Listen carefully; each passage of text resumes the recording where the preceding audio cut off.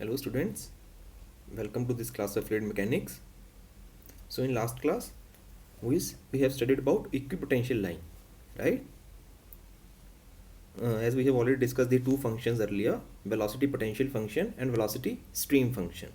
Then in last class we studied about equipotential line that was related to velocity potential function. The line along which velocity potential function remains constant, that is a equipotential line that we have covered in last class. In this class we are going to cover a line at which velocity stream function remains constant, right? That is called constant stream function line. Fine.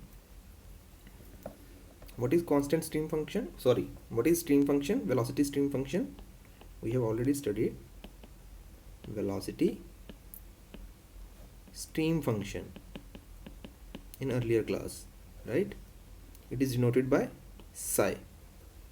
It is denoted by psi. Now, if I am saying that I am talking about constant stream function, I am talking about line along which my stream function remains constant, which implies phi is equal to constant, right? Phi is constant, which also implies that d phi will be equal to 0, right? So here phi can also be represented as function of x and y, right? Phi can be written as function of x and y. So what will be d phi? Sorry, d psi. What will be d psi? D psi will be equal to del psi by del x into dx plus del psi by del y into dy, right? Now in the lecture of velocity stream function we have already studied what is del psi by del x. What is del psi by del x? It is equal to v. And what is del psi by del y? It is equal to minus of u, right? So I will put the values of this equation here. What will my d psi become equal to? It will be equal to v dx minus u dy, right? Now I know my d psi is equal to 0 for constant stream function line, which also implies that v dx minus u dy is equal to 0 for constant stream function, right? For constant stream function my v dx minus u dy will be equal to 0, which also implies that dy by dx is equal to v upon u. This was the result I was looking for. This is a slope of constant stream function line, right? Constant stream function line. This is the slope of constant stream function line. Let's say this is my equation 1. Now what was my equation for equipotential line? We will study one more concept here. What was the equation? What was the slope of equipotential line? It was dy by dx is equal to minus of u upon v, right? This equipotential. Let's say this is equation 2. So now I have both equations. I have the equation for slope of constant stream function line, and then I have a equation for slope of equipotential line. Fine. So now if you see, we can see here that if I multiply both the slopes, that is 1 and 2, or I can say that dy by dx for equipotential multiply by dy by dx for constant stream function, right? Into constant stream. What it will come out to be? What is dy by dx for equipotential line? It's minus u by v. Minus u by v. Multiply by dy by dx for constant stream function. It's v by u. It's v by u. What is this? This is equal to minus 1, right? V cancel out, u cancel out, we will remain with minus 1. So what does it implies? It implies when the slope of two lines, multiplication slope of two lines is -1, it implies that both the lines are perpendicular to each other. Hence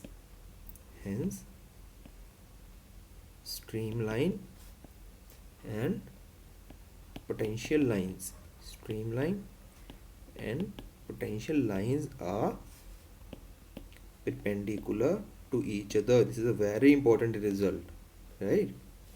Perpendicular to each other. If we want to see it graphically, let's say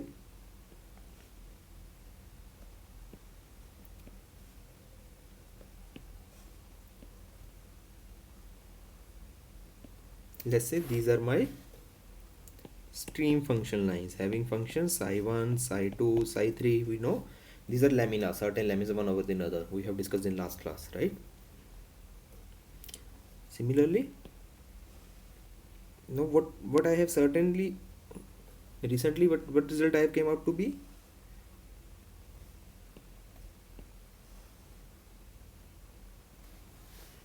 Yeah, this will be potential lines. So we can see here potential line and stream functions are perpendicular to each other, right? And this whole diagram, this representation of potential lines and stream lines is called flow net. Fine. This is used to study 2D irrotational continuous flow net. Flow net is used to study 2D irrotational continuous flow. So to study the flow net, you need to know the equation of both stream functions and velocity potential functions. Fine.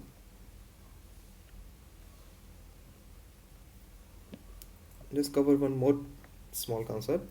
Now we have seen that u is equal to minus of del phi by del x, which is also is equal to minus of del psi by del y, right?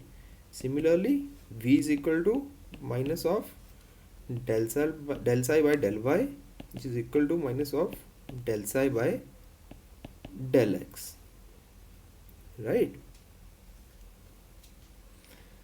Or what can I write from here? I can write that del psi by del x is equal to del psi by del y, and del phi by del y is equal to minus of del psi by del x. Fine. Del psi by del x. This is the relation between phi and psi. The relation between both the function. This is also called, you will study in mathematics, or you might have already studied Cauchy-Riemann equations. Cauchy-Riemann equation. Okay.